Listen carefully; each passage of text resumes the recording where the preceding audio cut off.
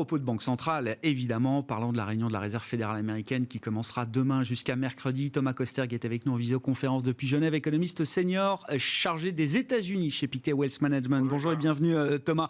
Ouais, on va parler de la Fed, mais un mot quand même, un commentaire a posteriori sur le dernier chiffre d'inflation qui a été publié mercredi aux États-Unis pour le mois de novembre, donc 6,8. On est sur un nouveau record depuis une quarantaine d'années maintenant. Qu'est-ce que ce dernier rapport sur l'inflation aux États-Unis nous apprend peut-être de nouveau dans la série d'une inflation à plus de 5% maintenant aux États-Unis depuis 6 mois?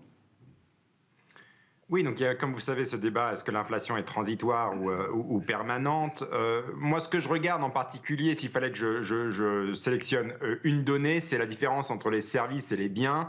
On voit qu'on a toujours une inflation qui est davantage tirée par les biens que par les services. Pour les services, cœur, on est à 3,3% en glissement annuel. On n'est pas très loin de la moyenne de long terme qui est autour de 2,8%. Donc bref, il n'y a pas encore une forte propagation aux services. Et c'est là où je m'inquiéterais vraiment au niveau des effets de second tour.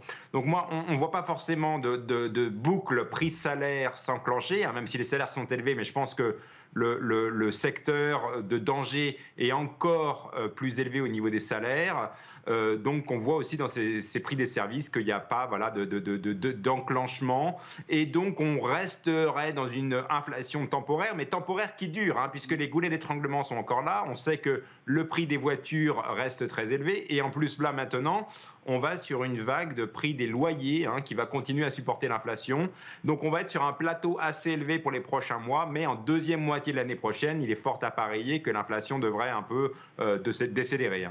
Est-ce qu'en niveau, on a l'idée quand même qu'on est proche du pic, là, quasiment à 7% sur l'inflation globale aux États-Unis sur un an? Ce que je notais, moi, c'est que pour la première fois depuis 6 mois maintenant, le consensus des économistes était plutôt bien positionné. C'est-à-dire que le chiffre de vendredi n'a pas surpris à la hausse, alors que c'était la règle précédemment sur cette séquence, encore une fois, d'inflation à plus de 5%. Est-ce qu'il y a l'idée d'un pic quand même désormais, là, Thomas? Oui, les économistes sont bons là parce ils sont allés dans la microéconomie de cette inflation CPI, puisqu'on a vu beaucoup de catégories, en particulier les voitures d'occasion par exemple. Ce sont plein de petits prix comme ça qui ont beaucoup drivé l'inflation aux États-Unis. Donc il a fallu vraiment descendre dans les catégories de prix. Je pense que les économistes ont fait un bon boulot là-dessus. Et en effet, le chiffre de 6,8% d'inflation en glissement annuel était conforme aux attentes du marché. Je pense qu'au niveau du, est-ce qu'on est proche du pic? Oui, on en est pas loin. Je pense que l'inflation dans les prochains mois, on va être sur une ligne de crête qui va un peu ressembler à la crête du Jura, mais on n'est pas loin en effet du pic à mon avis.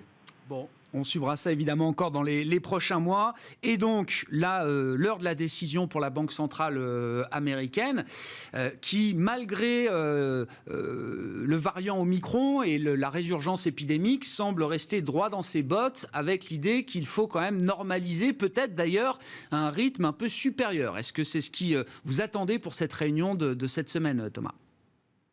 Tout à fait, et rappelons encore une fois le contexte. On avait un rapport de l'emploi qui a montré quand même un marché de l'emploi américain qui est tendu. On est à 4,2% de taux de chômage, ce qui est donc très bas, avec des signes qu'il y a quand même une tension structurelle sur le marché de l'emploi. Deuxième point concernant Omicron, on a quand même des commentaires du Dr Fauci qui sont plutôt, j'ai envie de dire, positifs, ou en tout cas pas aussi négatifs qu'attendus. Et troisième point, là on a eu le chiffre d'inflation, on a quand même une inflation à 6,8%, et en plus une inflation qui devient un problème politique, puisqu'on a y compris des démocrates qui demandent à la Réserve fédérale de faire quelque chose. Donc il est fort à penser que oui, la Fed accélère un peu le calendrier sur la fin du QE, et qu'elle, notamment qu'on aille vers une fin du QE plutôt vers le mois de mars, alors qu'elle était attendue en juin auparavant. Donc ça ouvrirait les portes pour potentiellement des hausses de taux supplémentaires en 2022. Vous en voyez 3, notamment de hausse de taux. Thomas, le marché en général en voit 3 également l'an prochain. Comment le discours de Jérôme Powell sur ce front des hausses de taux va évoluer? Donc on sait que les membres de la Fed vont projeter les intentions qu'ils ont chacune en matière de taux directeur. Donc le nuage de points va sans doute bouger pour 2022. Mais à travers le président de la Réserve fédérale américaine, quel va être le discours? Est-ce qu'il va commencer à recorréler peut-être le tapering avec la séquence de hausse de taux qui pourrait suivre? Oui, encore une fois, il marche sur des œufs, hein. Jérôme Powell, on a un marché évidemment qui a potentiellement peur, hein, de ces hausses de taux, mais je pense que voilà, Jérôme Powell va insister quand même sur 2 points. Le premier, c'est qu'il pense toujours que l'inflation devrait se calmer dans la deuxième moitié de l'année, même si il va ne plus utiliser le mot transitoire, parce qu'on sait qu'il y a un bagage en termes du vocabulaire de ce mot transitoire, notamment au niveau politique. Donc ça, c'est un terme à bannir.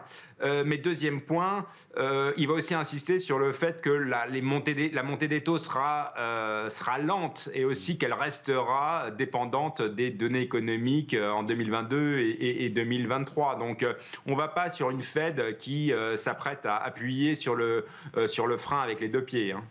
On est très loin. Moi, je me souviens de la dernière séquence de resserrement monétaire, alors qui s'était terminée un petit peu en eau de boudin pour les marchés fin 2018. Mais à l'époque, la Fed était en pilote automatique. C'est-à-dire qu'on réfléchissait même plus, on montait les taux à chaque réunion et on réduisait le bilan en parallèle, Thomas. Enfin, ce schéma-là, il est très loin de nous aujourd'hui.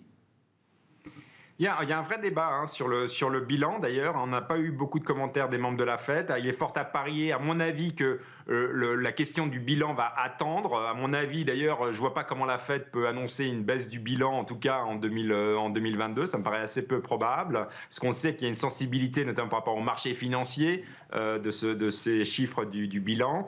Le deuxième point, c'est aussi, en effet, où est-ce que la Fed va s'arrêter ? On a quand même un consensus du marché qui aussi m'a vu que la Fed aura du mal à dépasser le seuil fatidique des 2%, qui correspond plus ou moins à l'inflation de long terme. Donc bref, on a une Fed qui, à mon avis, dans le long terme, gardera des taux négatifs une fois ajusté de l'inflation. Taux réel négatif, hein, c'est un point d'ancrage fondamental là, pour l'architecture financière pour 2022 et au-delà sans doute.